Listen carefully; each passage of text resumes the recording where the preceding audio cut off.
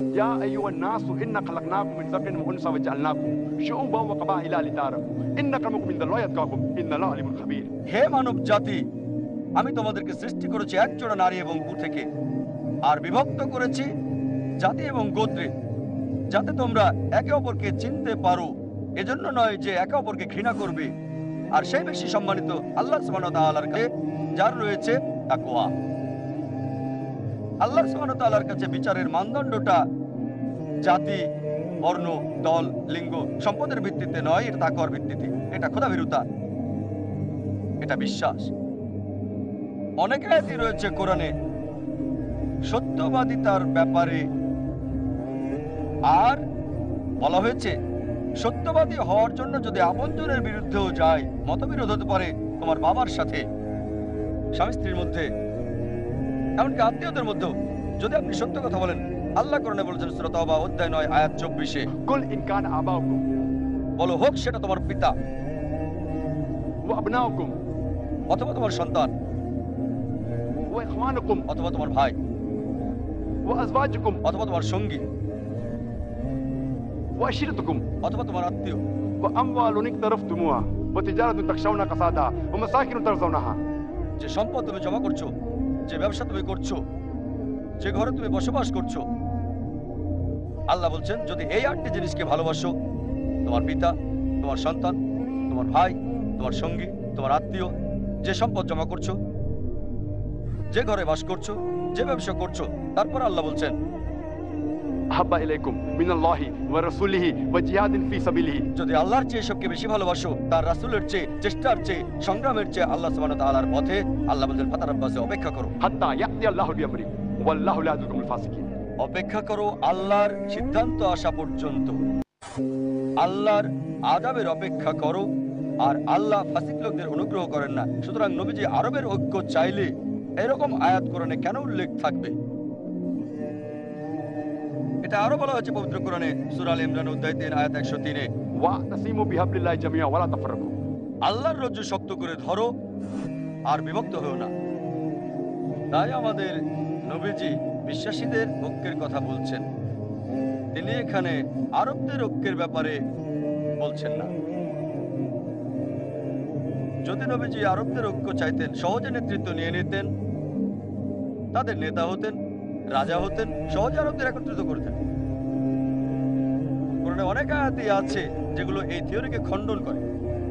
আরো বলা হয়েছে পবিত্র কোরআনে সূরা আল ইমরান অধ্যায় 3 আয়াত 43-এ বলা হয়েছে ওয়া ইসকালাতিল মালায়েকাতু ইয়া মারইয়ামু, আর ফেরেশতাগণ বলল হে মারিয়াম, ইন্নাল্লাহা আস্তাফাকি ওয়া তাহারাকি, যে আল্লাহ তোমাকে বাছাই করেছেন এবং পবিত্র করেছেন এবং সম্মানিত করেছেন সব নারীর চেয়ে। চিন্তা করেন, কোরআন বলছে যে মারিয়াম যীশু খ্রিস্ট আলাইহিস সালামের মা, যিনি ছিলেন ইহুদি, তাকে পৃথিবীর সব মহিলার উপর মর্যাদা দেওয়া হয়েছে। যদি তিনি আরবের ঐক্য চাইতেন, তাহলে বাছাই করতেন তার মাকে বা তার স্ত্রীকে অথবা কন্যাকে, আরবের অন্য মহিলাকে, সব মহিলার প্রতিনিধি হিসাবে। কিন্তু তিনি বাছাই করলেন কাকে? মা মরিয়মকে, যিনি হলেন ঈসা আলাইহিস সালামের মা, সকল মহিলাদের উপর যাকে মর্যাদা দেওয়া হয়েছে। আর এর কারণটা পরবর্তী আয়াতে বলা হয়েছে সূরা আল ইমরান অধ্যায় 3 আয়াত 45, যে এটা সর্বশক্তিমান ঈশ্বরের পক্ষ থেকে প্রেরণা, তার কোনো পছন্দ নেই, তার পছন্দ অপছন্দের কোনো সুযোগ নেই, কারণ এই ওহী আল্লাহ সুবহানাহু ওয়া তাআলার পক্ষ থেকে। আরো অন্যান্য অনেক আয়াত রয়েছে পবিত্র কোরআনে অনেক জায়গায়, সূরা বাকারা অধ্যায় 2 আয়াত 47-এ, যে তুমি কি আমার অনুগ্রহের কথা জানো না? আমি যা করেছিলাম ইসরায়েলের সন্তানদের উপর, ইসরায়েলের উপর। তাই কোরআনের এই সবগুলো আয়াত যদি নবী মুহাম্মদ নাউজুবিল্লাহ কোরআনের রচয়িতা হতেন, আল্লাহ মাফ করুন, তাহলে কেন তিনি এই আয়াত কোরআনে বলবেন? অভিযোগ বা থিওরি, যেটা পরিচিত থিওরি অফ মোরাল রিফরমেশন। নবী মুহাম্মদ কোরআনকে সর্বশক্তিমান ঈশ্বরের বাণী বলেছেন কারণ মানুষকে পুনর্গঠন করতে চেয়েছিলেন। তাহলে কেন একজন মানুষ মিথ্যে বলবে যে মানুষকে মোরালে রিফর্ম করতে চায়? যদি সত্যবাদী হতে চান, মিথ্যে দিয়ে সেটা হতে পারবেন না। উদ্দেশ্য আর কাজের মধ্যে মিল থাকতে হবে। আর কোরআন বলছে সূরা আনাম অধ্যায় 6 আয়াত 93 যে তার চেয়ে আর কে পাপী হতে পারে মানুষের মধ্যে যে সর্বশক্তিমান ঈশ্বরের উপর মিথ্যে কথা বলে আর বলে ঈশ্বরের ওহী পেয়েছে, আসলে সে পায় নাই। এই সম্ভাবনা ছিল যে পরবর্তীতে নবীজির বিষয়গুলো প্রকাশ পেত আর নিজেকে খারাপ বলে আখ্যায়িত করতেন নিজের বই যদি রচয়িতা হতেন, নাউজুবিল্লাহ, আল্লাহ মাফ করুন। এটা বলা হয়েছে সূরা হাক্কায় অধ্যায় 69 আয়াত 44, 45, 46, 47 যে যদি নবীর কোনো কথা আমার নামে চালিয়ে দিত অবশ্যই তার ডান হাত ধরে ফেলতাম এবং তার জীবন ধমনী আমি কেটে ফেলতাম, আর তোমাদের মধ্যে কেউ তাকে রক্ষা করতে পারতো না। আল্লাহ কোরআনে বলছেন যদি নবী বা অন্য কোনো মানুষ মিথ্যা আবিষ্কার করত বা আল্লাহর নামে মিথ্যে চালিয়ে দিত, সর্বশক্তিমান ঈশ্বর সেই নবীর ডান হাত চেপে ধরতেন আর তার জীবন ধমনী কেটে ফেলতেন, আর কেউ তাকে রক্ষা করতে পারতো না। আর কিছু লোক আছে যারা বলে নাউজুবিল্লাহ নবী মুহাম্মদ সাল্লাল্লাহু আলাইহি সাল্লাম ভুগতেন মাইথোম্যানিয়ায়। এটা মানসিক সমস্যা যার দ্বারা মানুষ মিথ্যে কথা বলে এবং ওই মিথ্যেকে বিশ্বাসও করে। মাইথোম্যানিক হলো এমন ব্যক্তি যে মিথ্যে কথা বলে আর সেই মিথ্যাকে সে বিশ্বাসও করে। আর একজন মনোবিজ্ঞানী তাকে চিকিৎসা করে কিছু বাস্তবতা দিয়ে। কারণ কেউ বলল যে আমি রাজা, চিকিৎসক তাকে বলবে না যে তুমি ঘুরে আছো, চিকিৎসক বলবে তুমি রাজা, তাহলে রানী কোথায়? তখন মাইথোম্যানিক বলবে রানী তার মায়ের প্রাসাদে গেছে। তোমার মন্ত্রী কোথায়? মন্ত্রী মারা গেছে। দেহরক্ষীরা কোথায়? আপনি যত তাকে বাস্তবতার মুখোমুখি করবেন তখন সে বলবে যে আমি রাজা নই। আর যদি আপনি কোরআন দেখেন, কোরআন বাস্তবতার কথা বলে, বাস্তবতার উদাহরণ দিতে থাকে, বাস্তবতা। তাই কোরআন হলো মাইথোম্যানিয়াকদের জন্য চিকিৎসা। এটা মাইথোম্যানিয়াক রোগীর লেখা বই নয়, নাউজুবিল্লাহ।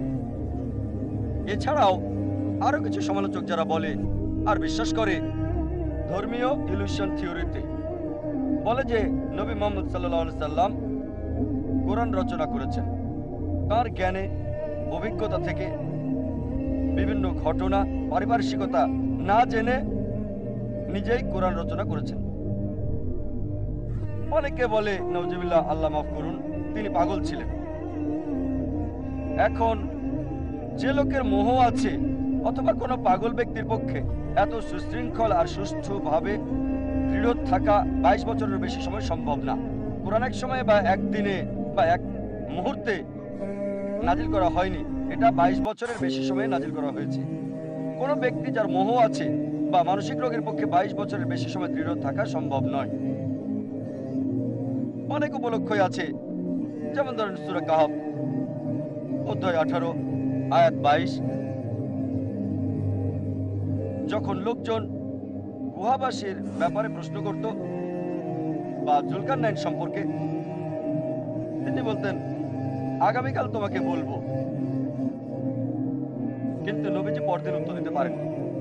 তাকে 15 দিন পর্যন্ত অপেক্ষা করতে হয়েছে যতক্ষণ না সূরা কাহফ নাজিল হয় অধ্যায় 18 আয়াত 23 এবং 24, যে হে নবী, কখনো তুমি কোনো কথা নিজে বলো না ইনশাআল্লাহ ছাড়া, যদি আল্লাহ চান। চিন্তা করেন 15 দিন নবীজি টেনশনে ছিলেন, চিন্তিত ছিলেন, কেন ওহী আসছে না আমার কাছে। তারপর আল্লাহ ওহী পাঠালেন যে কখনো বলো না আমি আগামীকাল বলবো ইনশাআল্লাহ ছাড়া, মানে যদি আল্লাহ চান, যদি ঈশ্বর চান। যদি তিনি নিজে কোরআন লিখতেন সাথে সাথে উত্তর দিতেন বা পরবর্তীতে উত্তরটা দিতেন। আর দেরি হওয়ার কারণে অনেকে ইসলাম ধর্ম গ্রহণ করেছিল, তারা বুঝেছিল এটা কোনো মানুষের রচনা হতে পারে না, এটা অবশ্যই ঐশ্বরিক বাণী। আর এই আয়াত এখন আমরা পবিত্র কোরআনে দেখতে পাই। যদি তিনি নিজে রচনা করতেন তাহলে কেন তিনি এই আয়াত উল্লেখ করবেন কোরআনে? এর মানে নবী মুহাম্মদ সাল্লাল্লাহু আলাইহি ওয়াসাল্লাম নাউজুবিল্লাহ পাগল ছিলেন না, মোহে ছিলেন না। আরেক শ্রেণীর মানুষ যারা বলে নবী মুহাম্মদ সাল্লাল্লাহু আলাইহি ওয়াসাল্লাম নাউজুবিল্লাহ পাগল ছিলেন, যখন বলবেন কিভাবে পাগল ছিলেন, তারা বলবেন না আসলে মিথ্যাবাদী, প্রমাণ করবেন মিথ্যাবাদী না, তখন তারা বলে দুটোই ছিল। একজন মানুষ হয় পাগল হবে না হয় মিথ্যাবাদী, কখনো দুটোই হতে পারে না। কারণ একজন পাগলকে যখন প্রশ্ন করবেন সাথে সাথে উত্তর দিবে, হোক যৌক্তিক বা অযৌক্তিক। একজন মিথ্যাবাদী চিন্তা করবে, চেষ্টা করবে, আর সঠিক উত্তর দেবে। তাই দুটো হচ্ছে সাংঘর্ষিক। আমরা জানি নবী তিনটার কোনোটাই ছিলেন না, পাগলও ছিলেন না, মিথ্যাবাদীও না, কোনোটাই ছিলেন না। তাই এই সবগুলো উত্তর থেকে নিশ্চিত ভাবে আমরা বলতে পারি নবী মুহাম্মদ সাল্লাল্লাহু আলাইহি ওয়াসাল্লাম কোরআন রচনা করেননি। এবার দ্বিতীয় ক্যাটাগরি নিয়ে বলি, যে নবীজি কোরআন অন্য উৎস থেকে শিখেছিলেন বা নকল করেছেন, অথবা অন্য ধর্মগ্রন্থ থেকে তিনি চুরি করেছিলেন। বিভিন্ন ধরনের অভিযোগ করে থাকে অমুসলিমরা আর ইসলামের সমালোচকেরা যে নবী মুহাম্মদ কোরআন শিখেছিলেন একজন রোমান কামারের কাছে। সে মক্কার নিকটে বাস করত। আল্লাহ সুবহানাহু ওয়া তাআলা ওহী নাযিল করলেন সূরা নাহল অধ্যায় 16 আয়াত 103। আমি জানি তারা বলে তুমি অন্য কারো কাছ থেকে কিতাব শিখেছো, কিন্তু তারা জানে না তার ভাষা আরবি ছিল না, আর কোরআন ছিল বিশুদ্ধ আরবি ভাষায়। রোমান কর্মকার খুব একটা আরবি জানতো না, সে ছিল বিদেশি। আর আপনি বলছেন নবীজি তার কাছে শিখেছিল। আর কোরআন এই বই রচনা করা হচ্ছে বিশুদ্ধ সুন্দর আরবি ভাষায়। অনেকটা এমন যে একজন চাইনিজ যে ভালো ইংরেজি জানে না, সে শেক্সপিয়ারকে কবিতা লেখা শিখিয়েছে। আরেকটা অভিযোগ যে নবীজি মুহাম্মদ সাল্লাল্লাহু আলাইহি ওয়াসাল্লাম কোরআনের বিষয়গুলো জেনেছিলেন ওরাকার নিকট। ওরাকা ইবনে নফল নবীজির স্ত্রী হযরত খাদিজা রাদিয়াল্লাহু আনহার আত্মীয়। তবে ইতিহাস পড়লে জানা যায় যে নবী মুহাম্মদ সাল্লাল্লাহু আলাইহি ওয়াসাল্লামের ওরাকার সাথে সাক্ষাৎ হয়েছে মাত্র 2 বার। প্রথমটা নবুয়ত পাওয়ার আগে, নবীজি ইবাদত করছিলেন কাবায়, ওরাকা তখন নবীজির কপালে চুমু দিয়েছিলেন। দ্বিতীয়বার যখন নবীজির কাছে প্রথম ওহী আসলো, নবীজিকে পবিত্র আর পরিচ্ছন্ন করা হয়েছিল, তার স্ত্রী ওরাকার কাছে নিয়ে গেছিলেন।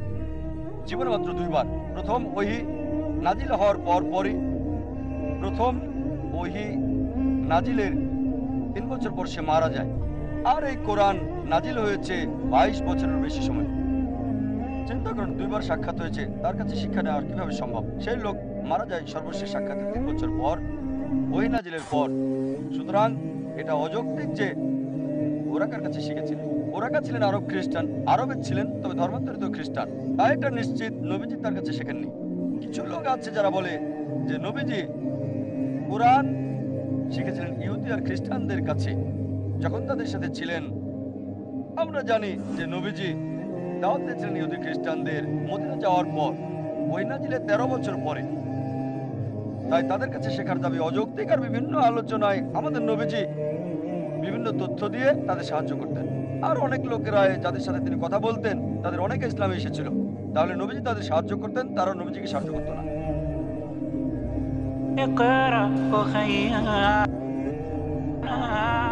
আরো কিছু লোক আছে যারা বলে যে তিনি শিখেছিলেন আরবের বাইরে কারো কাছে। আর আমরা জানি নবী মুহাম্মদ সাল্লাল্লাহু আলাইহি ওয়াসাল্লাম মক্কার বাইরে গিয়েছিলেন নবুয়ত লাভের আগে মাত্র 3 বার। একবার মদিনায় 6 বছর বয়সে, দ্বিতীয়বার 9 থেকে 11 বছরের মাঝে চাচার সাথে স্ত্রী ব্যবসার উদ্দেশ্যে, আর 25 বছর বয়সে গিয়েছিলেন সিরিয়াতে যখন তিনি হযরত খাদিজা রাদিয়াল্লাহু আনহার ব্যবসা দায়িত্ব নেন। মক্কার বাইরে গিয়েছেন শুধুমাত্র 3 বার। এখন যদি বলে তিনি মক্কার বাইরে গিয়েছেন 3 বার আর কোরআনের সবকিছু শিখেছেন 3 বারে, এটা অযৌক্তিক। আরো যদি দেখেন অন্য কারো কাছে কোরআন শিখার দাবিটা অযৌক্তিক, কারণ তিনি খুবই ব্যস্ত থাকতেন, সব সময় লোকজন তাকে ঘিরে রাখতো, তিনি ব্যস্ত থাকতেন, লোকদের সাথে সময় দিতে হতো তাকে, এতই ব্যস্ত ছিলেন। কোরআন বলছে নবীকে বিশ্রাম দাও। তাই যদি কারো কাছে কোরআন শিখতেন অবশ্যই তা প্রকাশ পেয়ে যেত। তার শত্রুরা তাকে সব সময় চোখে চোখে রাখত। যদি গোপনে কারোর সাথে দেখা করতেন অবশ্যই তা প্রকাশ পেত। এছাড়াও একটা বাস্তবতা যে নবীজি ছিলেন নিরক্ষর, এটাই যথেষ্ট এই সব অভিযোগ বাতিলের জন্য যে তিনি কোরআন নকল করেছিলেন। আর আল্লাহ পবিত্র কোরআনে বলেন সূরা আনকাবুত অধ্যায় 29 আয়াত 48 যে তুমি তো এর আগে কোনো কিতাব পড়নি, কোরআন নাজিলের আগে অন্য কোনো বইও তুমি কখনো লেখনি এর আগে। তাহলে তো সন্দেহ পোষণকারীরা সন্দেহ করত, তার মানে সর্বশক্তিমান ঈশ্বর যিনি সব জানেন তিনি জানতেন যে লোকজন অভিযোগ তুলবে যে কোরআন নবীজি রচনা করেছেন। তিনি এটা জানতেন। তাই সর্বশেষ এবং চূড়ান্ত বার্তাবাহক নবী মুহাম্মদ সাল্লাল্লাহু আলাইহি ওয়াসাল্লাম নিরক্ষর উম্মি। সমালোচকদের জন্য এই সুযোগ নেই, একটা অভিযোগ করার মতো কোনো সুযোগ নেই। আল্লাহ সামান্য কোনো সুযোগও দেন নাই অহংকারীদের জন্য। সামান্য সুযোগও রাখেননি যে কেউ হয়তো বলবে নবীজি কোরআন লিখেছেন। এটার উল্লেখ আছে সূরা আরাফ অধ্যায় ৭ আয়াত ১৫৭। বলা হয়েছে যে তারা নিরক্ষর নবীর অনুসরণ করে, যার কথা তাদের গসপেলে উল্লেখ করা আছে, তাদের গ্রন্থে আছে।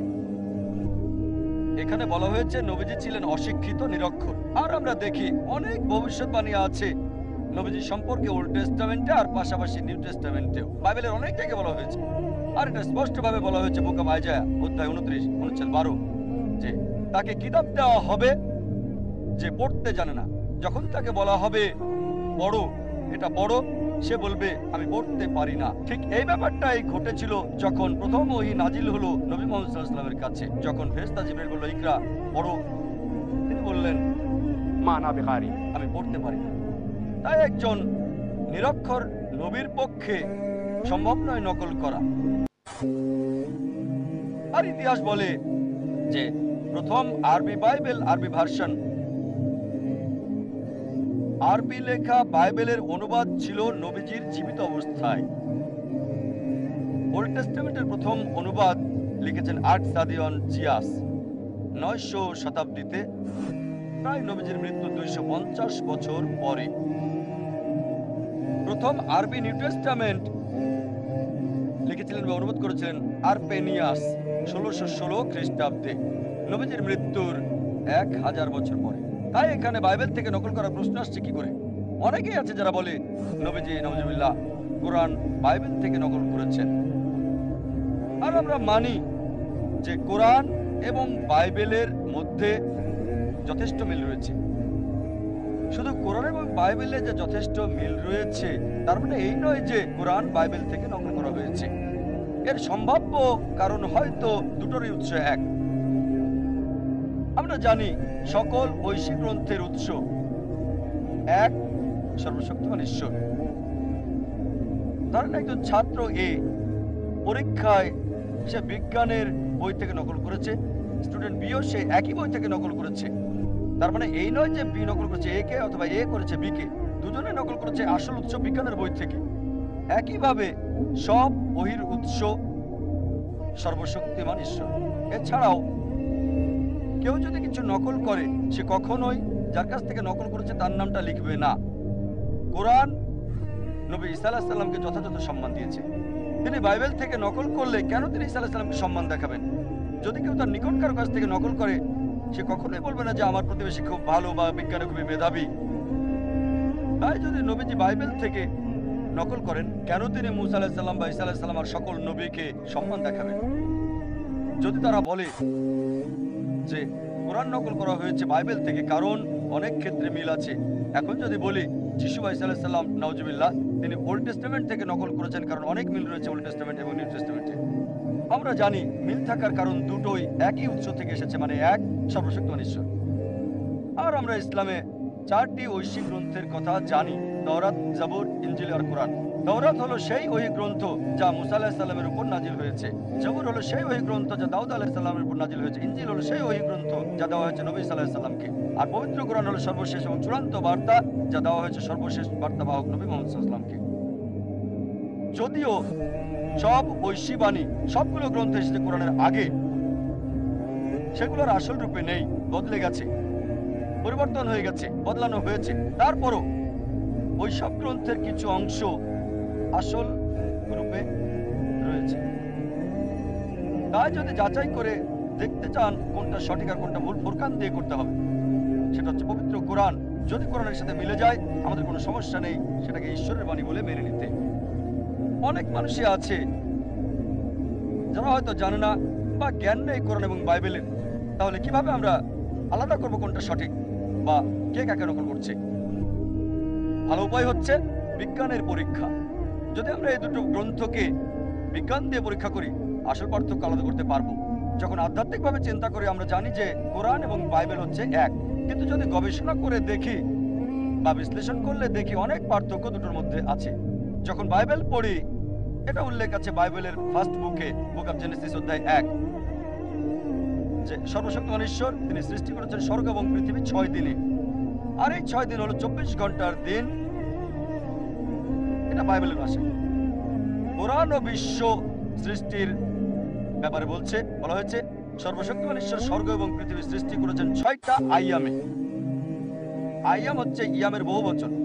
ইয়ামের একটা অর্থ হচ্ছে 24 ঘন্টার দিন, তবে আরেকটা আরবি অর্থ একটা দীর্ঘ সময়, যুগ। এখন বিজ্ঞানীরা বলে যে এই বিশ্ব সৃষ্টি করা হয়েছে বিলিয়ন বিলিয়ন বছরে, তাই যদি বলা হয় 24 ঘন্টা 6 দিনে, সেটা ভুল। তবে কোরআনের ব্যাপারে বিজ্ঞানীদের কোনো আপত্তি নেই। যখন কোরআন বলছে স্বর্গ এবং পৃথিবী সৃষ্টি করা হয়েছে 6 আয়ামে, মানে 6টা দীর্ঘ সময়ে, 24 ঘন্টার দিনে নির্দিষ্ট করা ছাড়া। আবার বাইবেলে বলা হয়েছে ফার্স্ট বুকে, বুক অফ জেনেসিস অধ্যায় 1 অনুচ্ছেদ 3 থেকে 5, যে সর্বশক্তিমান ঈশ্বর সৃষ্টি করেছেন দিন এবং রাত প্রথম দিনে, আলো সৃষ্টি করেছেন প্রথম দিনে। আবার জেনেসিস বলছে অধ্যায় 1 অনুচ্ছেদ 14 থেকে 19, আলোর উৎস মানে তারা এবং সূর্যকে সৃষ্টি করা হয়েছে চতুর্থ দিনে। চিন্তা করেন, আলো সৃষ্টি করা হচ্ছে প্রথম দিনে আর উৎস সৃষ্টি হয়েছে চতুর্থ দিনে। সূর্য এবং চন্দ্র সৃষ্টি হয়েছে চতুর্থ দিনে, আর সূর্য এবং তারার আলো সৃষ্টি হয়েছে প্রথম দিনে। এটা অযৌক্তিক। কিভাবে সূর্যের আগে আলো আসা সম্ভব? কোরআন স্বর্গ এবং পৃথিবী সৃষ্টির ব্যাপারে বলে, তবে সেটা অযৌক্তিক, কোনো কিছু বলে না। আবার বলা হয়েছে বাইবেলের প্রথম বুকে, বুক অফ জেনেসিস অধ্যায় 1 অনুচ্ছেদ 9 থেকে 13 বলছে পৃথিবী সৃষ্টি করা হয়েছে তৃতীয় দিনে, আর জেনেসিস অধ্যায় 1 অনুচ্ছেদ 14 থেকে 19 বলছে সূর্য এবং চন্দ্র সৃষ্টি হয়েছে চতুর্থ দিনে। বিজ্ঞান আমাদের বলছে যে পৃথিবী এবং চাঁদ প্রথমটার অংশ, মানে সূর্যের অংশ। তাই যদি বলা হয় পৃথিবী সৃষ্টি করা হয়েছে মূল সৃষ্টি সূর্যের আগে, এটা অবৈজ্ঞানিক। কোরআন সৃষ্টির ব্যাপারে বলছে সূর্য, চাঁদ আর পৃথিবী, তবে কোরআন বলছে ধারাবাহিক সৃষ্টির কথা। চিন্তা করেন, নবীজি মুহাম্মদ সাল্লাল্লাহু আলাইহি ওয়াসাল্লাম নকল করেছিলেন বাইবেল থেকে আর ধারাবাহিকতা বদলে ফেলেছেন। তিনি বলেন না, দুটো একসাথে সৃষ্টি। বাইবেল আবার বলছে বুক অফ জেনেসিস অধ্যায় 1 অনুচ্ছেদ 9 থেকে 13 যে সর্বশক্তিমান ঈশ্বর শাকসবজি আর গাছপালা সৃষ্টি করেছেন তৃতীয় দিনে। আবার জেনেসিস অধ্যায় 1 অনুচ্ছেদ 14 থেকে 19 সূর্য সৃষ্টি করলেন চতুর্থ দিন। কারণ বলছে এটা কখনোই সম্ভব নয় যে সূর্যের আলো ছাড়া গাছপালা হওয়া, এটা সম্পূর্ণ অবৈজ্ঞানিক। আবার বাইবেল বলছে জেনেসিস অধ্যায় 1 অনুচ্ছেদ 16 যে সর্বশক্তিমান ঈশ্বর দুটো বড় আলো সৃষ্টি করেছেন। বড়টা হলো সূর্য দিনে আলো দেওয়ার জন্য, আর ছোটটা হচ্ছে চাঁদ রাতের বেলা আলো দেওয়ার জন্য। দেখেন, বাইবেল বলছে সূর্যের আলো আর চাঁদের আলো তাদের নিজস্ব। বাইবেল বলছে চাঁদের নিজস্ব আলো আছে। কোরআন বলছে সূরা ফুরকান অধ্যায় 25 আয়াত 61-তে চাঁদের আলো তার নিজস্ব আলো নয়, প্রতিফলিত আলো। চিন্তা করেন, নবীজি বাইবেল থেকে নকল করেছেন আর সংশোধন করেছেন, নিজস্ব আলো নয়, প্রতিফলিত আলো। মানবীয়ভাবে সম্ভব নয়, শুধু যার পক্ষে সম্ভব তিনি ঈশ্বর। এমন অনেক বিষয় আছে যার উপর একটা লেকচার দেওয়া যাবে। আমার একটা বিতর্ক হয়েছিল ডাক্তার উইলিয়াম ক্যাম্বেলের সাথে। বিষয়টা ছিল কোরআন এবং বাইবেল বিজ্ঞানের আলোকে, আর সেখানে বলেছি বাইবেলের অবৈজ্ঞানিক বিষয়গুলোর কথা। অবৈজ্ঞানিক বিষয় উল্লেখ আছে বাইবেলে যেগুলো কোরআনের মধ্যে নেই। যেমন ধরেন, বাইবেল অনুযায়ী আদম আলাইহিস সালাম পৃথিবীতে 58,000 বছর আগে। বিজ্ঞান আমাদের বলে মানুষের অস্তিত্ব এসেছে লক্ষ লক্ষ বছর আগে। কোরআন আদম আলাইহিস সালাম সম্পর্কে বলে, তবে নির্দিষ্ট কোনো তারিখ নাই।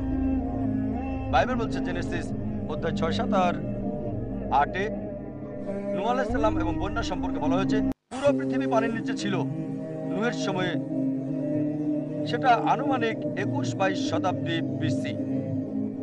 কোরআন নূহ আলাইহিস সালাম সম্পর্কে বলছে, তবে নির্দিষ্ট তারিখ দেয়নি।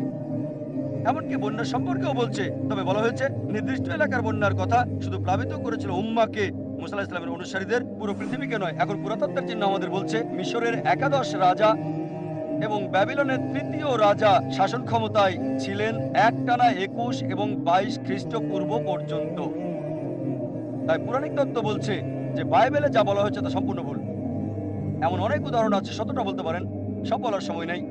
সুতরাং অবশ্যই এই কোরআন বাইবেল থেকে নকল করা হয়নি, কোনো মানুষ রচনা করেনি। যা কোরআনে বলা হয়েছে সূরা সাজদা অধ্যায় 32 আয়াত 1 ও 2 বলা হয়েছে, তারা বলে সে তা রচনা করেছে, না, এটা তাদের প্রভুর নিকট থেকে সত্য, যাতে সে মানুষকে উপদেশ দিতে পারে যাদের কাছে আগে কোনো সতর্ককারী আসেনি।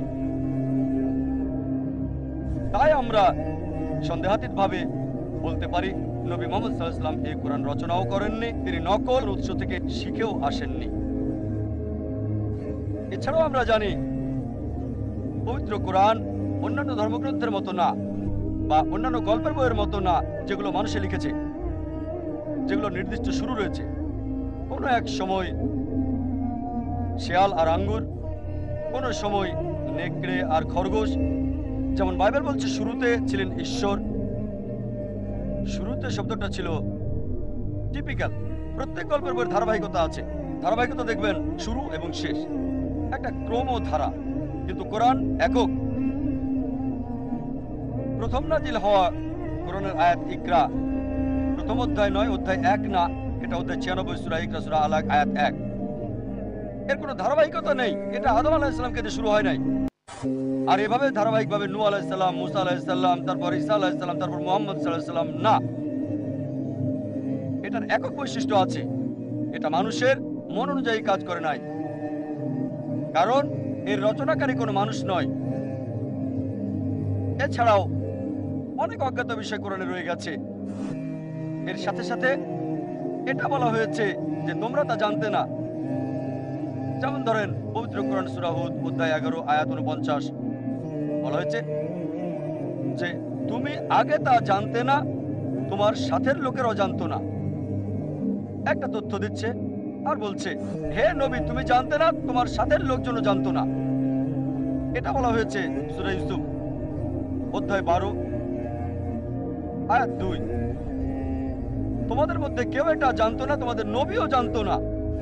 চিন্তা করেন, নবীজি বলছেন যখন কোরআন আরবে নাজিল হয়েছিল, আরবের লোকদের বলছেন আমিও জানতাম না, তোমরাও এটা জানতে না। কোন আরব বলতে পারেনি যে আমি একজন আরব আর এর উত্তরটা আমি জানি, আগে এটা জানতাম। কোরআন অনেক ঘটনার কথা বলেছে, অনেক বিষয়, জুলকারনাইন সম্পর্কে, কুয়াবাসীর গল্পের ব্যাপারে অনেক তথ্য। আর বলছে তুমি আগে জানতে না। কোন মানুষের দ্বারা এটা সম্ভব আর বলবে তুমি জানতে না? এর মানে এটা কোনো মানুষের দ্বারা রচিত নয়। এরপর কিছু লোক বলে যে কোরআন একটা ছলনা। যখন তাদের বলি ছলনার উৎসটা কি, তারা কোনো উত্তর দেয় না। কোরআনে কি একটা মাত্র ছলনা বের করতে পারবে? তারা তা পারে না। তাহলে কেন এমন কথা বলো যার কোনো যৌক্তিকতা নেই? আর কিছু লোক আছে যারা মিথ্যে কথা বলে, মিথ্যে বিবৃতি দাঁড় করায়, আর তারা নিজেরাই তা করতে গিয়ে বোকা সাজে। উদাহরণস্বরূপ ধরেন একজন লোক যে মিস্টার এ কে শত্রু মনে করে, সে কোনো কারণ দাঁড় করাতে পারে না, কোনো কারণ নেই, তবে ধারণা করে, সে অযথায় বিশ্বাস করে যে মিস্টার এ হচ্ছে তার শত্রু। যখন মিস্টার এর সাথে তার দেখা হয়, সে শত্রুর আচরণ করতে শুরু করে মিস্টার এর সাথে। এখন মিস্টার এ যেহেতু একজন মানুষ, সে প্রতিবাদ করে, কেন সে আমার সাথে শত্রুর মতো আচরণ করে, সে প্রতিবাদ করে। যখন মিস্টার এ প্রতিবাদ করে, লোকটি বলে বলেছিলাম না সে আমার শত্রু, দেখো এখন সে বিরুদ্ধে যাচ্ছে, তাই অভিযোগ করছেন অযথায়। আর এটা করে আপনি নিজেকে বোকা বানাচ্ছেন। এই কাজটাই ইসলামের সমালোচকরা করে থাকে। তারা ভ্রান্ত মন্তব্য করে আর এটা করে নিজেরাই বোকা বনে যায়। আর কোরআন যুক্তি সমর্থন করে, অনেক আয়াতে যুক্তির ব্যাপারে কথা বলে। এটা ব্যাখ্যা করে দেখি, কোরআনের এই বিষয়টা আলোচনা করা যেতে পারে। অনেক জায়গায় সূরা ইব্রাহিম অধ্যায় 14 আয়াত 52 বলছে এটা মানবজাতির জন্য বার্তা, এখান থেকে তাদের সতর্ক হতে বলো, তাদের জানাও ঈশ্বর একজন, আর জ্ঞান সম্পন্নদের বলো শিক্ষা নিতে। অনেক মুসলিম ভাবে যে কোরআন যুক্তির বিরুদ্ধে বিরুদ্ধে। এটা যুক্তির সমর্থন করে না, আর কোরআনের ব্যাপারে অন্যের সাথে আলোচনা করা এবং ধর্ম নিয়ে আলোচনা করা সমর্থন করে না। সত্যি বলতে কোরআন অন্য মানুষের সাথে আলোচনা করা উৎসাহিত করে। আপনাকে অন্য মানুষের সাথে আলোচনা করতে হবে। এটা বলা হয়েছে পবিত্র কোরআনে সূরা নাহল অধ্যায় 16 আয়াত 125। উদু ইলা সাবিলি রাব্বিকা বিল হিকমা ওয়াল মাউযিজাতিল হাসানা ওয়াজাদিলহুম বিল্লাতি আহসান। মানুষকে ডাকো তোমার প্রভুর দিকে, জ্ঞান আর সুন্দর আচরণ দ্বারা তাদের সাথে তর্ক করো, তাদের যুক্তি দেখাও ভালো আর উত্তম পন্থায়। কোরআন উৎসাহিত করে যুক্তি এবং তর্ক আর আলোচনার, তবে অবশ্যই তা জ্ঞান এবং সুন্নাহ দিয়ে সবচেয়ে ভালো আর উত্তম পন্থায়। নিঃশেষিত আর বিকল্প বলে একটা বিষয় আছে, একটা তত্ত্ব আছে নিঃশেষিত আর বিকল্প নামে। কোরআন বলছে এটা ঈশ্বর থেকে। যদি তুমি বিশ্বাস না করো তাহলে বলো কোথা থেকে, এটা কোথা থেকে এসেছে। আর কোরআন বলছে এই বই ঈশ্বরের পক্ষ হতে, এই বই আল্লাহর কাছ থেকে। যদি তুমি না মানো তাহলে আমাকে উত্তর বলো। তখন কেউ হয়তো বলবে নবীজি মুহাম্মদ সাল্লাল্লাহু আলাইহি ওয়াসাল্লাম কোরআন লিখেছিলেন। আমরা শুরুতে দেখেছি তিনি লেখেনি, মিথ্যে বলেছে। কেন মিথ্যে বলেছে? পার্থিব স্বার্থে আমরা দেখিয়েছি এটা অসম্ভব। হতে পারে ক্ষমতা আর খ্যাতির জন্য আমরা দেখেছি অসম্ভব, হতে পারে আরবের রক্ষার জন্য আমরা দেখেছি সম্ভব না। কেউ হয়তো বলবে ঠিক আছে করেছিল নৈতিক পুনর্গঠনের জন্য, এটা প্রমাণ করেছি সম্ভব না।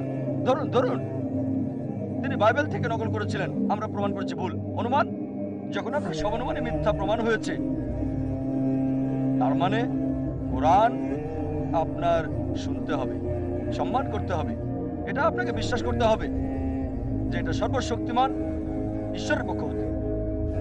কোরআন অনেক জায়গায় বলেছে যে এই বই, এই বাণী আল্লাহ সুবহানাহু ওয়া তাআলার।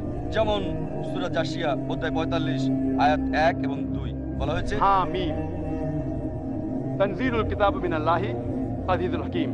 মানে এটা হচ্ছে ঐশী গ্রন্থ এই পৃথিবীর মালিকের পক্ষ হতে, সর্বশক্তিমান এবং সর্বজ্ঞ। কোরআন অনেক জায়গায় বলেছে যে এই বই হলো সর্বশক্তিমান ঈশ্বরের। এটা উল্লেখ আছে সূরা আনাম অধ্যায় 6 আয়াত 19, সূরা আনাম অধ্যায় 6 আয়াত 93। আরো আছে সূরা ইউসুফ অধ্যায় 12 আয়াত 1 এবং 2, সূরা তাহা অধ্যায় 20 আয়াত 113। আরো আছে সূরা সাজদা অধ্যায় 32 আয়াত 1 থেকে 3, সূরা ইয়াসিন অধ্যায় 36 আয়াত 1 থেকে 3। আরো আছে সূরা জুমার অধ্যায় 39 আয়াত 1, সূরা গাফির অধ্যায় 40 আয়াত 2, সূরা জাসিয়া অধ্যায় 45 আয়াত 2। আরো আছে সূরা আর রহমান অধ্যায় 55 আয়াত 1 থেকে 2। এটা বলা হচ্ছে সূরা ইনসান অধ্যায় 76 আয়াত 23। বলছে এই কিতাব পবিত্র কোরআন আল্লাহ সুবহানাহু ওয়া তাআলা ছাড়া অন্য কারো থেকে নয়। এটাই নিঃশেষিত এবং বিকল্প নামে পরিচিত আছে। কি করবেন? যুক্তি দেন, চেষ্টা করেন। যদি যৌক্তিকভাবে প্রমাণ করতে ব্যর্থ হন তাহলে আপনাকে মানতে হবে এতে যা বলা হয়েছে। এবার যদি বিজ্ঞানীদের ব্যাপারে বলেন, তাদের আলাদা একটা দর্শন আছে, আলাদা দৃষ্টিভঙ্গি আছে। এই দৃষ্টিভঙ্গিটা ফলসিফিকেশন টেস্ট নামে পরিচিত। বিজ্ঞানীরা অনেক সময় সচেতন, অনেক নতুন তত্ত্ব আসে প্রতিনিয়ত, এগুলো বিশ্লেষণের সময় নেই। তারা বলে যদি তোমার কোনো তত্ত্ব থাকে প্রথমে তোমার তত্ত্বকে ভুল প্রমাণের পথটা দেখিয়ে দাও।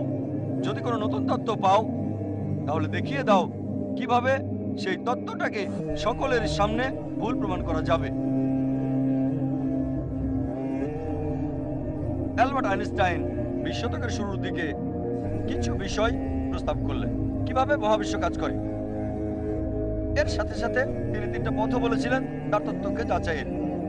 বিজ্ঞানীরা 6 বছর ধরে পরীক্ষা করে স্বীকার করলে এটা সঠিক। এখন যদি কেউ দেয় ফলসিফিকেশন টেস্ট, এটা বিবেচনাযোগ্য। তার মানে এই না যে লোকটা অনেক মহৎ, কাজটা অনেক বড়, হতেও পারে নাও পারে, তবে যদি কেউ ফলসিফিকেশন টেস্ট দেয় সেটা বিবেচনাযোগ্য। আর কোরআনে অসংখ্য ফলসিফিকেশন টেস্টের কথা উল্লেখ আছে। আপনি কোরআন ভুল প্রমাণ করতে চান, এটা খুবই সহজ, চেষ্টা করে দেখেন, খুবই সহজ। কিছু ফলসিফিকেশন টেস্ট আছে যেগুলো সেই সময়ের জন্য যখন কোরআন নাজিল হয়েছিল, আর কিছু এই সময়ের জন্য, এবং কিছু থাকবে শেষ দিন পর্যন্ত।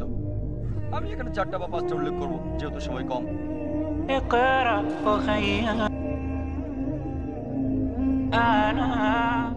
একটা সুন্দর দৃষ্টান্ত হচ্ছে আবু লাহাবের ইতিহাস।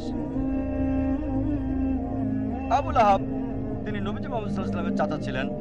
এই নামটা আসলে তাকে দেওয়া হয়েছে, যার মানে ধ্বংসের পিতা। আর সে ছিল নবীজির ঘোর শত্রুদের একজন। যখনই কাউকে দেখতো নবীজির সাথে কথা বলছে, সে অপেক্ষা করত। যখন নবীজি চলে যেতেন, লোকটির কাছে গিয়ে জিজ্ঞেস করতো, নবীজি কি বলেছে? সে কি কালো বলেছে? এটা সাদা। সে কি দিন বলেছে? না, এটা রাত। সে নবীজির বিপরীত বলতো। নবীজির চিরশত্রুদের একজন ছিল সে। সে রাস্তায় চলতে চলতে অনেক সময় মিথ্যে কথা বলতো নবীজিকে ভুল প্রমাণ করার জন্য। আর পবিত্র কোরআনে একটা সূরাই আছে, সূরাটির নাম লাহাব, অধ্যায় 111, যা আমরা সবাই ভালোভাবে জানি। সালাতে অনেকবার পড়া হয়, তাব্বাত ইয়াদা আবি লাহাব ওয়া তাব ইত্যাদি। এই সূরাতে উল্লেখ আছে যে আবু লাহাব এবং তার স্ত্রীকে দোজখের আগুনে পোড়ানো হবে। তার মানে কখনোই মুসলিম হবে না, তারা কখনোই ইসলাম গ্রহণ করবে না। এই সূরা নাজিল হয়েছিল আবু লাহাবের মৃত্যু 10 বছর আগে। যখন এই সূরা নাজিল হলো, একটা কাজ আবু লাহাব করলে, ইসলাম গ্রহণ করলে, কোরআন ভুল প্রমাণিত হয়ে যেত। অথচ তার অনেক সাহাবী আর বন্ধুরা সেই 10 বছরের সময় ইসলাম গ্রহণ করেছিল। আবু লাহাব পরবর্তীতে 10 বছর পর বদরের যুদ্ধে মারা গেল। 10 বছর সময় হাতে ছিল তখন। এই 10 বছরে নবীজি তাকে নিয়মিত আহ্বান করতেন ইসলাম গ্রহণ করতে, তাহলে কোরআন ভুল প্রমাণিত হতো। খুব সহজ বিষয় ছিল, শুধু বললেই হতো আমি একজন মুসলিম, এতটুকুই। মুসলিমের মতো তাকে আচরণ করতে হতো না, তাকে নামাজ পড়তে হতো না, শুধু বললেই হতো যে আমি মুসলিম, যথেষ্ট। কোরআন ভুল প্রমাণিত হয়ে যেত। সহজ বিষয়, খুবই সহজ। অনেক সময় নবীজির বিরুদ্ধে মিথ্যে বলেছে, আরেকবার বললেই তো হতো, কোরআন মিথ্যে প্রমাণিত হতো। কিন্তু সে পারে নাই, কারণ কোরআনের রচয়িতা সর্বশক্তিমান ঈশ্বর। তিনি জানেন যে আবু লাহাব ইসলাম গ্রহণ করবে না। ফলসিফিকেশন টেস্ট 10 বছর, আরো ফলসিফিকেশন টেস্ট আছে, অনেক অনেক আছে এখানে। এটা উল্লেখ আছে সূরা বাকারা অধ্যায় 2 আয়াত 94 ও 95। ইহুদিদের একটি দল ছিল যারা মুসলিমদের সাথে তর্ক করেছিল আর বলেছিল যে আখিরাতের ঘর আল্লাহর সাথে শুধুমাত্র আমাদের। তাই আল্লাহ বলছেন সূরা বাকারা অধ্যায় 2 আয়াত 94 ও 95, যদি তারা বলে যে আখিরাতের ঘর আল্লাহর সাথে শুধু তাদের জন্য, তাদেরকে বলো মৃত্যু কামনা করতে। যদি তোমরা বলো নিশ্চিতভাবে আখিরাতের ঘর তোমাদের, আখিরাত তোমাদের, তাহলে মৃত্যু কামনা করো। এই আয়াত আরো বলছে তারা কখনোই মৃত্যু কামনা করবে না, কখনোই না। একটা মাত্র কাজ ইহুদিদের করতে হতো, কোরআনকে ভুল প্রমাণ করার জন্য বলতে হতো আমি মরতে চাই। সহজ ছিল, মরা দরকার ছিল না। এমন না যে আত্মহত্যা করতে হবে, নিজেরা নিজেদের স্তব্ধ করবে। একটা বিষয় বললেই হতো আমি মরতে চাই। সহজ ছিল, কোরআনকে ভুল প্রমাণ করতে বলতে হতো আমি মরতে চাই। 3টি শব্দ কোরআন ভুল প্রমাণিত হয়ে যেত। আল্লাহ বলেছেন সূরা বাকারা অধ্যায় 2 আয়াত 95 ও 96, তারা কখনোই মৃত্যু কামনা করবে না, তাদেরকে যদি 1000 বছর বাঁচতে দেওয়া হয়। সহজ ছিল, খুবই সহজ ছিল কোরআনকে ভুল প্রমাণ করা। এই দুটো ফলসিফিকেশন টেস্ট হলো অতীতের ফলসিফিকেশন টেস্ট। আমাকে বলতে পারেন ভাই জাকির, এখন কোরআনকে ভুল প্রমাণ করতে চাই, এখন কিভাবে করব? এখন কি এটা করা যাবে? হ্যাঁ, সবার জন্য সুযোগ আছে। আল্লাহ বলেন সূরা মাইদা অধ্যায় 5 আয়াত 82 যে বিশ্বাসীদের জন্য তাদের আপনজন হচ্ছে ওই সমস্ত লোক যারা বলে আমরা খ্রিস্টান, আর ঘোর শত্রু হলো ওই সকল লোক যারা বলে আমরা ইহুদি আর মূর্তি পূজারী। কোরআন বলছে বিশ্বাসীদের ঘোর শত্রু হচ্ছে ইহুদি আর মূর্তি পূজারীরা, আর বিশ্বাসীদের কাছে লোক যারা বলে আমরা খ্রিস্টান। সামগ্রিকভাবে কোরআন সামগ্রিকভাবে কথা বলছে। অনেক ইহুদি আছে যারা ইসলাম গ্রহণ করেছে, হয়তো অল্প কিছু ইহুদি যারা খ্রিস্টানের চেয়ে ভালো, তবে সামগ্রিকভাবে কোরআন বলছে ইহুদিরা হচ্ছে মুসলিমদের শত্রু সামগ্রিকভাবে, আর খ্রিস্টানরা কাছাকাছি। একমাত্র বিষয় কোরআনকে ভুল প্রমাণ করার জন্য পৃথিবীর সব ইহুদিরা একত্রিত হয়ে যদি বলতে পারে ঠিক আছে চলো আমরা মুসলিমদের প্রতি ভালো হয়ে যাই, কয়েক বছরের জন্য খ্রিস্টানদের চেয়ে ভালো হবে, কোরআন ভুল প্রমাণিত হবে। খুব সহজ, পৃথিবীর সব ইহুদিরা একত্রিত হয়ে যাক 3-4 বছরের জন্য আর মুসলিমদের বন্ধু হয়ে যাক, তাহলে বলতে পারবে কোরআনের এই আয়াত সূরা মাইদা অধ্যায় 5 আয়াত 82 ভুল। তারা এটা করবে না, এটা করতে পারবে না কখনোই। সহজ। আরো ফালসিফিকেশন টেস্ট রয়েছে। হয়তো বলবেন যে আমি ইহুদি না, তাহলে কিভাবে প্রমাণ করবো যে কোরআন ভুল? আল্লাহ এই সুযোগ সবাইকে দিচ্ছেন। আল্লাহ পবিত্র কোরআনে বলছেন, সূরা ইসরা অধ্যায় 17 আয়াত 88, তারা বলে সেটা রচনা করেছে। চেষ্টা করো আরেকটা কোরআন তৈরি করো। তুমি মনে করো মানুষ রচনা করেছে? এর মতো একটা কোরআন রচনা করো। চ্যালেঞ্জ দেওয়া হয়েছে সূরা তুর অধ্যায় 52 আয়াত 34-এ। আল্লাহ তাআলা চ্যালেঞ্জ করেছেন যে এর মতো একটা কোরআন রচনা করো, কখনোই তোমরা তা করতে পারবে না। এমনকি যদি সব জিন এবং মানুষ যাতে একত্রিত হয়, তারা কোরআনের মতো আরেকটা রচনা করতে পারবে না আল্লাহর সাহায্য ছাড়া। এটা একটা চ্যালেঞ্জ। আবার আল্লাহ এই চ্যালেঞ্জকে সহজ করে দিয়েছেন। আল্লাহ বলেন সূরা হুদ অধ্যায় 11 আয়াত 13, তারা বলে সেটা রচনা করেছে। 10টা সূরা রচনা করো এর মতো করে। সম্পূর্ণ কোরআন না, এটা কঠিন। বাদ দেন এটা, ওই চ্যালেঞ্জটা কঠিন। 10টা সূরা রচনা করো কোরআনের মতো। যে কাউকে সাহায্যের জন্য ডাকো আল্লাহ ছাড়া, কখনো এটা তোমরা করতে পারবে না। আল্লাহ চ্যালেঞ্জটাকে আরো সহজ করে দিয়েছেন, খুবই সহজ। সূরা ইউনূস অধ্যায় 10 আয়াত 38, তারা বলে সেটা রচনা করেছে। এর মতো একটা সূরা রচনা করো, একটা, পুরো কোরআন না, 10টা সূরা না, একটা সূরা এর মতো। সাহায্যের জন্য ডাকো তোমরা যাকে পছন্দ করো আল্লাহ ছাড়া, আর তোমরা তা পারবে না, কখনোই না, কখনোই পারবে না। এবার আল্লাহ চ্যালেঞ্জটাকে সহজ করে দিলেন। আল্লাহ বলেন সূরা বাকারা অধ্যায় 2 আয়াত 23 এবং 24-এ, আল্লাহ বলেন وإن كنتم في ريب مما نزلنا على عبدنا যদি তোমরা সন্দেহ করো যা আমি নাজিল করেছি আমার বান্দার প্রতি সময়ে সময়ে, فأتوا بسورة من مثلي একটা সূরা রচনা করো কিছুটা এর মতো করে। من مثلي এটা মিসলি না, মিম মিসলি, মানে কিছুটা অনুরূপ, ঠিক কোরআনের মতো না। চেষ্টা করো, রচনা করো একটা সূরা কোরআনের মতো করে। من مثلي وادعوا شهداءكم من دون الله إن كنتم صادقين আর সাহায্যের জন্য ডাকো তোমাদের যে কাউকে সাক্ষী রাখো আল্লাহ ছাড়া, যদি তোমরা সত্যবাদী হও। فإن لم تفعلوا তবে যদি তোমরা না পারো, ولن تفعلوا নিশ্চিত যে তোমরা পারবে না, তাহলে ভয় করো সেই আগুনকে যার জ্বালানি হবে মানুষ ও পাথর। তোমরা তা করতে পারবে না এবং নিশ্চিত তোমরা তা করতে পারবে না। তাহলে ভয় করো সেই আগুনের যার জ্বালানি হবে মানুষ এবং পাথর। এটা হলো চ্যালেঞ্জ। চেষ্টা করে একটা সূরার কিছুটা মিল করে রচনা করো। হয়তো বলবেন সত্যি যদি এটা পরীক্ষা হয়ে থাকে তাহলে সূরাও রচনা করতে হবে আরবিতে। তাই বলবেন ভাই জাকির আমি আরবি জানি না, তাহলে কিভাবে পরীক্ষা অংশগ্রহণ করব? ঠিক আছে, যদি কোরআনের মতো সূরা রচনা করতে হয় এটা আরবিতে হতে হবে, ইংরেজিতে হবে না, ফ্রেঞ্চ হবে না, হিন্দি হতে পারবে না, উর্দু হতে পারবে না। অনেকে চেষ্টা করেছে, চেষ্টা করে নাই তা না, শত শত লোকজন চেষ্টা করেছে আর তারা চরমভাবে ব্যর্থ হয়েছে। তারা চেষ্টা করেছে তবে বাস্তবতা থেকে অনেক দূরে। অনেকে চেষ্টা করেছে, অনেকের কথায় বইয়ে উল্লেখ আছে, তবে তাদের সবাই চরমভাবে ব্যর্থ হয়েছে। এখন হয়তো বলবেন ভাই জাকির আমি আরবি জানি না, ইহুদিও না, কিভাবে আমি কোরআনকে ভুল প্রমাণ করব? অনেক ফালসিফিকেশন টেস্টই আছে। আর একটা কথা বলবো, সেটাতে সবার জন্য সুযোগ আছে। আলোচনা শুরু করেছি কোরআনের একটা আয়াত দিয়ে। সূরা নিসা অধ্যায় 4 আয়াত 82-তে বলা হয়েছে أفلا يتدبرون القرآن ولو كان من عند غير الله لوجدوا فيه اختلافا كثيرا তারা কি কোরআন নিয়ে ভাবে না আল্লাহ ছাড়া যদি অন্য কারো কাছ থেকে আসতো, অন্য কারো কাছ থেকে সর্বশক্তিমান ছাড়া, তাতে অনেক অসঙ্গতি পাওয়া যেত। তাই যদি কোরআনকে ভুল প্রমাণ করতে চান একটা কাজে আপনাকে করতে হবে, একটা মাত্র অসঙ্গতি বের করে দেখাতে হবে। কেউ যদি কোরআনের একটা ভুল বের করতে পারে কোরআন ভুল প্রমাণিত হবে। এমন না যে চেষ্টা করে নাই, অনেকেই করেছে। ইন্টারনেটে যান, দেখবেন হাজারটা কন্ট্রাডিকশন, কিন্তু সবগুলোই হয় প্রসঙ্গ ছাড়া, না হয় ভুল ব্যাখ্যা বা অযৌক্তিক। তাই এটাকে বলা হয় ফলসিফিকেশন টেস্ট। কোরআন বলে দিয়েছে কিভাবে এটাকে ভুল প্রমাণ করব। যদি ভাবেন আল্লাহর পক্ষ হতে না, ভুল প্রমাণ করতে চান, চেষ্টা করেন, একটাও সঙ্গতি বের করেন, ভুল প্রমাণিত হবে। এটাই হচ্ছে ফলসিফিকেশন টেস্ট।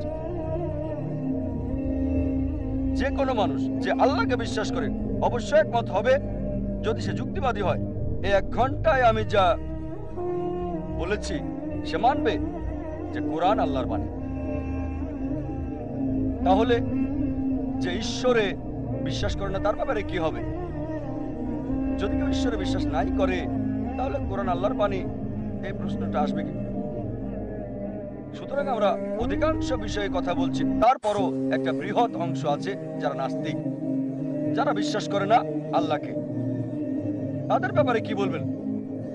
তাহলে যে ঈশ্বরে বিশ্বাস করে না তার ব্যাপারে কি হবে?